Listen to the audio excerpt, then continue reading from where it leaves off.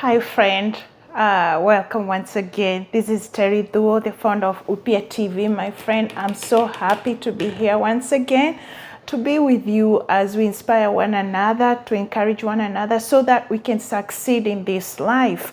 There's no point of living this life and going with the flow and without having any success. Even little success counts, because we are accountable at the end of our lives for what we did. We don't want to miss out our blessings.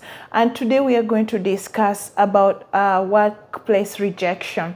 This is a thing that most people discuss, everybody, even to you today. Maybe you are going to discuss it over lunch, or you already discussed it with your friends, the office politics. And some people feel left out in offices, and that is a bitter truth.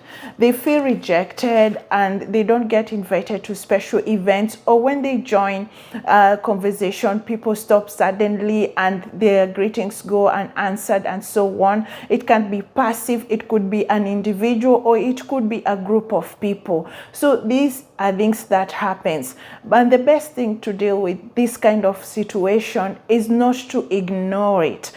If you ignore it, you will not be able to grow and you will not be able to process. And I will explain how and why we are saying you don't ignore. Because sometimes you'll say, okay, I'm just going to ignore these things that are happening. I need this job, and as long as I'm getting paid, or as long as I'm getting to do what I'm supposed to be doing, it doesn't matter. Okay, that is a good perspective and it's a good coping mechanism, but in the long run, it doesn't help. In America, the researchers, the psychological research and medical professions, that they discovered that every Monday there is more heart attacks than any other day of the week, mainly because people are stressed out, and that is the one sign of the work environment being toxic. You don't want to be in a work environment that does not serve you right. And you can't just quit just because some people are not treating you well, but it might escalate and get to that point. So my friend, rejection at workplace, it's nothing new. It happens all the time in the cafeteria, in the boardroom, wherever it is. It happens to many people, and it doesn't matter if it's a small organization or large organizations. It doesn't matter what your position is. It happens to many people. If you talk to people, if you get to know, if you have ever worked in any organization, you will know that that happens. It's just the same things that drags from the schoolyard. It drags all the way to corporate and everywhere else in between. So let's discuss how we're gonna tackle this challenge and how we can be able to protect ourselves and raise above this rejection. First of all is to face it head on and acknowledge it for what it is. It's a rejection and it hurts. They say the pain of rejection hurts as a physical pain, like somebody has punched you or you hit yourself on something. It's the same amount of pain that you feel. So and you can't be ignored every day and expect not to feel that sort of pain or to be affected. No matter what, you'll be affected. Some ways to avoid this rejection, or just to cope with this rejection: you should report it to the human resources or your manager or whoever it is who is in charge. You should report this, because it can't keep on happening to you, and it won't serve you right. And then another thing you could try to do is not to be a lone ranger. Try to find your own group, your team, and then participate. Participate in all areas, because you don't want this rejection to define who you are. Participate in projects, give your feedbacks, give your opinion, just be outspoken, be yourself. Don't sit back and fade in the background and just give in to these problems.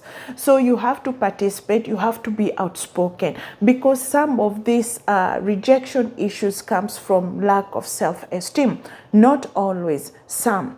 And remember, not, it could be both ways. It could be you who has lack of self-esteem, or it could be the other person. Maybe they're just intimidated by your confidence, and it's aggravating their self-esteem. It's aggravating their weaknesses and their shallowness, and in that they retaliate towards you and try to make life difficult for you. So you have to be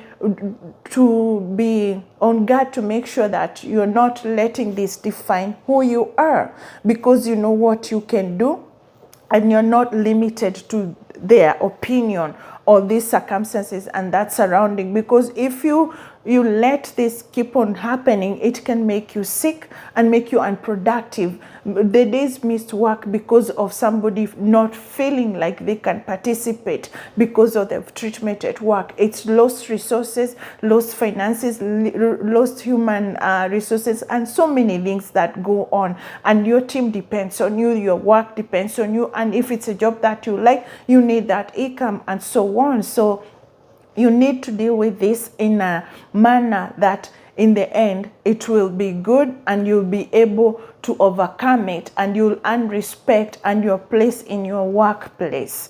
So the things that we have to keep in mind is that even though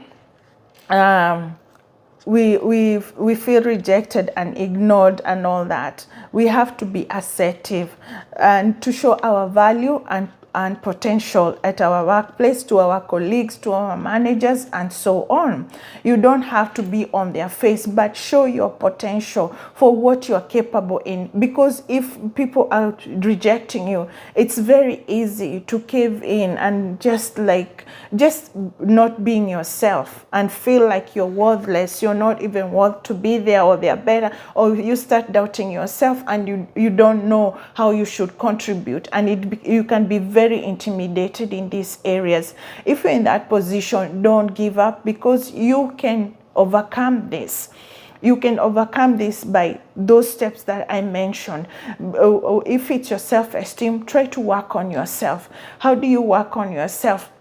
Try even to upgrade. If you can afford to do some online courses, there's some even free online courses. You can upgrade and do something small that will set you above where you are. Also, ask for feedbacks from your manager. Like, what do you expect? What is the income, the outcome you're expecting to have from this project or from me? Ask for feedback, and don't be defensive when you get positive feedback. Just make sure you are doing your due diligence to cope in these situations, because we don't want anybody to be sick. We want to succeed. So there are other things also you can do for yourself, friend. You can have a side hustle. So a side hustle, it could be something, let's say you're a teacher, for example, and you're good at math. Get some people online, tutor their children, maybe whatever subject it is you're good at. Teach them. Then you have a side hustle. You have an extra income coming to you, and something that you're independent, you're doing it on yourself, and you're feeling good about it, right? If you love cooking, just maybe there's something special. Maybe you bake pies, or you make donuts, or whatever that is very good, people like, and that's your hobby and it's something you like. You can do that. Even baking. I know some people who have side hustle, like baking cakes, and they make beautiful cakes, and we buy from those people. So find your circle. Do you like this and that? Start selling to people who are around you, and then you can have like a side income. And it's not limited to that. Nowadays there are those small businesses. You can even sell something online. If you're good in craft, you can make craft and sell online. You're still keeping your job, but still you're not having all your ducks in the same spot. And if these people, they are so toxic and all that, you can't like spend so much time with them. You still have your job that you love. You're giving it 100%, but still you are doing something on the side. The word of God, it even shows in Ecclesiastes 11 verse 2, it says, divide your portion to 7 or even 8, for you do not know what misfortune may occur on earth. So that means, like, don't put all your eggs in one basket. I'm not saying don't give your 100% at workplace. Just make sure maybe you have another source of income, even if it's just small source of income. It doesn't have, because maybe you have work, you have family, you have all this. Don't overwhelm yourself. And if you find a side hustle or a side gig, whatever it is you're gonna have, don't let it be so tasking that you lose track of your other things. Still, your main job is your main job. Keep it, but that is like 12 hours, 8 hours in most countries. So when you finish that, you have all these other hours to do your things. So maybe that's where you can squeeze in your side hustle. Maybe you like to network. Maybe you can just find, even like make videos like this. You can do that, and if you're really good at it, you can do other things. Actually, if you are good at editing and all this, you can edit, like for people like me who are not very technological savvy, or you can do many things with your time that can make you feel good. If your main job it's toxic or not, you can always do something on the side. Just have some income or some stream or some hobby, something that can make you not just be focused in one negative aspect. There are so many things you can do, and with little money. You don't have to have so much money. And maybe it's time for you to move up, to look for another job, or it's time for you to start that business you've been hoping to start for a very long time. So let this like be an experience in the workplace. Rejection, don't take it so personal. Make it as a time to grow, a time to move on, a time to just explore other options, because you don't want to be stuck in a toxic environment that will make you sick, end up in the hospital. And there's no amount of money that is worth your health. There's no amount of money that is worth your happiness. If we don't always do the things that we like, but if you are doing something, you have decided to go for an interview and you've taken that job, maybe it's to clean floors, let that floor be cleaned. Give it 100% that nobody else has cleaned it the way that you have. If it's to wash dishes, do your best. If it's to wash, whatever it is that you have chosen to do, take it for that time, do your very best, and you will be so happy in the end for yourself. You're giving it 100%, and people are not rejecting you and giving you cold shoulder because you're not doing your best. No, they are doing that because they have their own issues. It's not your problem, because you can't make people, you can't control how people react towards you. How they react, it's up to them. It is their problem. You do your part and let others do their part. And I hope, my friend, that you will find success in everything that you do, and you'll find joy in whatever you do. Whatever you do, find joy in it. It doesn't matter. Maybe it's just a temporary thing you're doing. Find joy in that.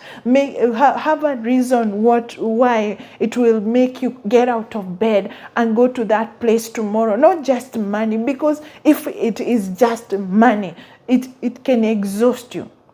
We know we do it for money, but if you're suffering and it's just for money. We know many people, even people who have lost their lives because they're doing it just for money. Nothing else matters. Family don't matter. They don't matter. They don't take care of themselves. They don't take a break. They're just going and going and going. In the diaspora, especially, we can even have 3 jobs. Some people, they have 3 jobs, and they are all intense jobs. And these are people, some even with family, some with single, and some maybe even going for school at the same time. So you can find these people, they are so intense. If it's their home, they don't live there because they are always working. They are always on the move and so on. And It's not bad to work. It's not bad to be active. It's not bad to want income. It's not bad to want success so badly, but just take care of yourself, my friend. Success will come and you will be blessed, but you need to be in good place mentally and physically and psychologically to enjoy the fruits of your labor, to enjoy life. Just enjoy, relax, sit back once in a while. Treat yourself to a nice cup of coffee. Treat yourself to a spa. Treat yourself with friends.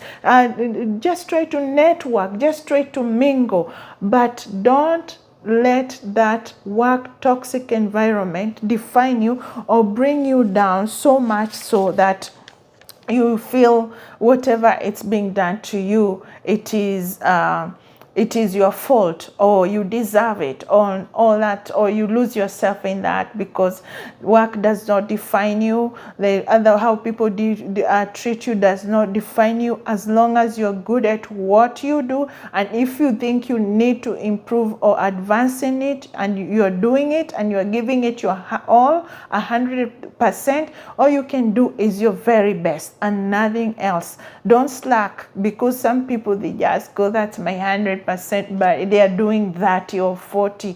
And then, yeah, when rejection comes from those areas, because people, they feel like you're not pulling your weight around, then you'll just keep on skipping from one job to another, to another, to another, and then it will be the same issue constantly. But if it's your confidence and your personality, people feel intimidated by it, don't stop there. That means you have ways to go, and you're going further, and you're gonna be successful. And yeah, sky is not even the limit. And I wish you all the best, my friend. Remember, you're fearfully and wonderfully made. I'm Terry Thuo once again, and please share and subscribe to my YouTube channel, Upya TV. Welcome and thank you. God bless you. Bye.